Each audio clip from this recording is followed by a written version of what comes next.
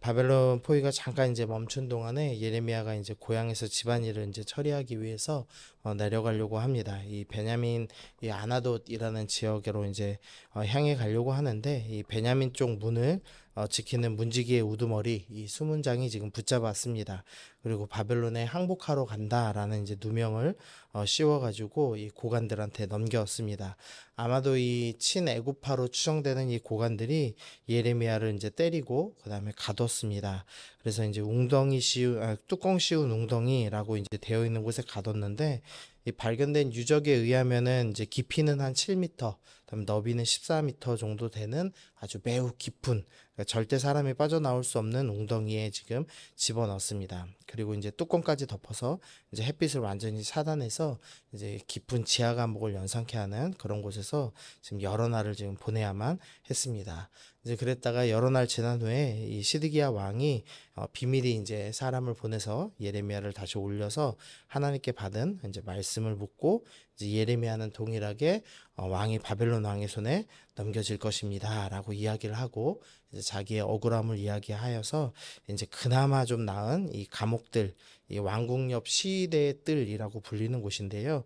거기에다가 이제 예레미야를 가두고 이제 매일 빵 한 개를 주었다라는 이제 스토리가 지금 진행이 되고 있습니다. 오늘 먼저 살펴볼 것 첫 번째는 이 문지기의 이제 행동인데요.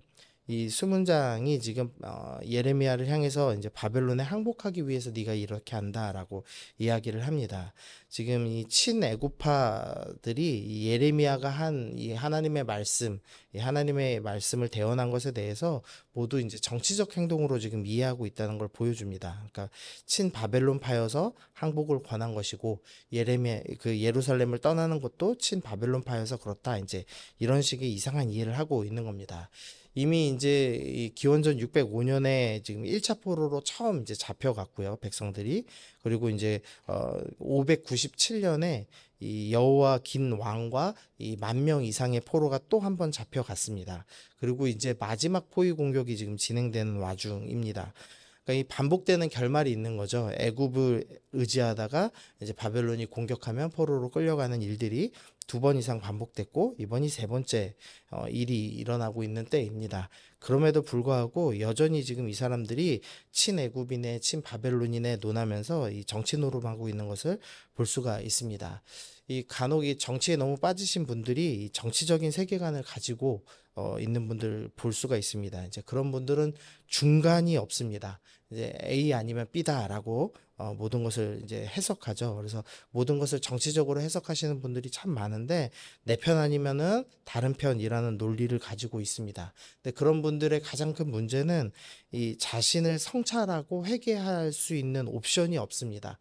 그러니까 다른 편이기 때문에 잘못했다라고 생각하는 것이지 내가 잘못했을 것이다. 내가 하나님 앞에서 회개할 것이 있다라는 생각을 하지 않죠. 그래서 잘못된 세계관을 버리지 않으면 이 참된 성찰이 일어나지 않습니다. 회개할 수가 없습니다. 그래서 우리가 먼저 좀 생각할 것은 나는 정말로 성경적 세계관을 갖고 있는가?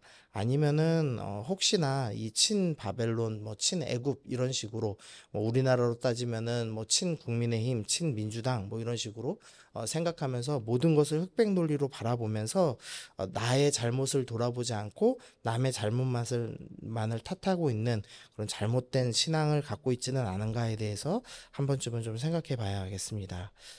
두 번째로 생각해 볼 것은 이 시드기야 왕의 태도입니다. 이 시드기야 왕이 이 17절에 보니까 사람을 보내어 그를 이끌어내고 왕궁에서 그에게 비밀이 물어 이르되라고 합니다. 왕이 공공연하게 물어도 됩니다. 그런데 비밀이 묻습니다. 그것은 지금 누군가의 눈치를 보고 있다는 것을 의미하는 말이죠. 즉, 이 친애굽파 신하들의 지금 눈치를 보고 은근히 지금 물어보고 있는 겁니다. 근데 예레미야는 이 왕의 질문에 대해서 동일하게 계속 대답합니다. 19절 보시면 바벨론 왕이 와서 왕과 이 땅을 치지 아니하리라고 예언한 왕의 선지자들이 이제 어디 있나이까? 그러니까 이전에 이렇게 이제 여호와긴 왕이 잡혀갔을 때 2년이면은 그 왕이 돌아올 것입니다. 그리고 바벨론은 애굽에 의해서 질 것입니다. 이렇게 예언한 선지자들이 있었습니다. 그런데 이제 그 사람들 다 사라졌습니다. 그리고 예레미야만 남아 있죠. 이 다른 악한 왕에 비하면은 지금 시드기야 왕은 좀 나은 면을 보이고 있습니다. 오늘 보면은 어쨌든 비밀이든지 어쨌든 선지자 말씀을 좀 들으려고도 하고, 또 예레미야 선지자가 좀 어려운 환경이 있다고 요청하니까 환경을 좀 옮겨주고 또 먹을 것도 좀 제공하는 모습을 보여줍니다. 그러나 결국에는 눈치를 봤죠. 비밀이 이제 눈치를 봤습니다. 그 우유부단함으로 이제 순종할 것을 결국 결정하지 못하고 친애굽한 눈치 보다가 결국에는 이제 바벨론에 의해서 죽임을, 그 눈이 뽑힌 채 이제 끌려가는 비참한 최후를 맞습니다. 성경은 시드기야에 대해서 뭐라고 평가하냐면 악한 왕이라고 평가합니다. 이렇게 우유부단해서 사람 눈치 보느라고 하나님께 순종하지 못하는 경우가 참 많습니다. 그러면 이제 우리 생각에는 그래도 사람이 착해서 그렇다. 그래도 비교적 하나님께 호의적이었다라고 이제 평가할 거라고 생각하지만 성경은 그렇게 평가하지 않습니다. 마음 여린 사람이다라고 얘기하는 것이 아니라 불순종한 악한 자였다라고 평가하고 있습니다.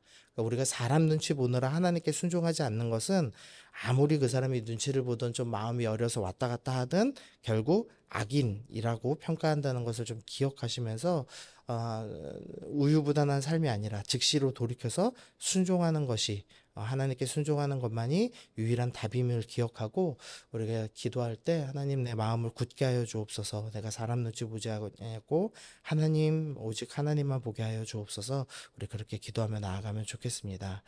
우리 마지막으로 기도할 것은 이 예레미야에 대한 이야기입니다. 예레미야가 이제 옳은 것이 결국 입증됐습니다. 이 바벨론이 지금 결국엔 쳐들어왔고 이제 마지막 이제 시드기야 왕을 잡아갈 것입니다. 옳은 것이 다 밝혀졌고 거짓 선지자들은 다 사라졌지만 사람들이 지금 여전히 예레미야 선지자를 적대시하는 모습을 보여주고 있습니다.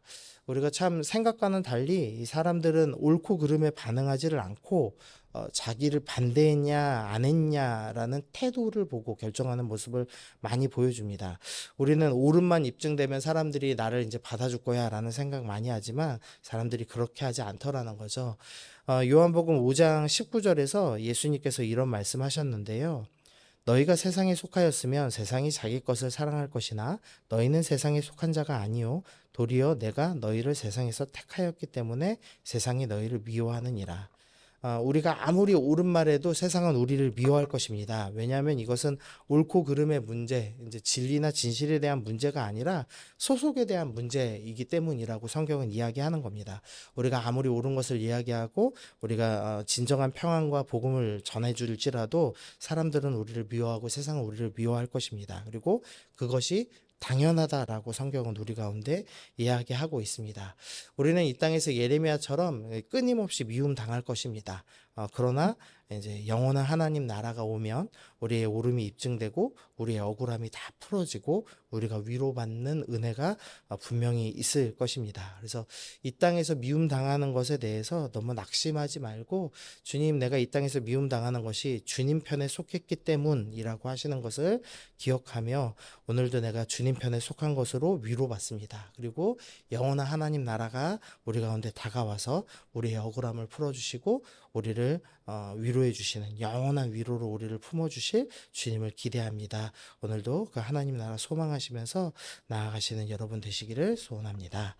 그래서 우리 말씀 적용하시면서 우리 기도하실 때요, 우리 먼저는 이제 잘못된 세계관, 혹시나 이제 정치적인 세계관 가지고 흑백 논리에 사로잡히고 있다면 그것을 버리고 나는 잘못한 것이 없는가 스스로를 좀 돌아보는 시간 갖는 오늘 하루 되도록 우리 기도하면 좋겠습니다. 그리고 두 번째로는 우유부단한 마음이 결국은 악인의 마음이었다는 것을 기억하시면서 즉시로 순종하기로, 사람 눈치 보지 않고 하나님 눈치 보기로 결단하겠습니다. 우리 그리고 마지막으로 세상에서 미움당하는 것을 이상하게 여기지 말고 오늘도 하나님 나라 소망하면서 싸우고 승리하는 우리 믿음의 삶 살기로 우리 결단하면서 함께 기도하겠습니다.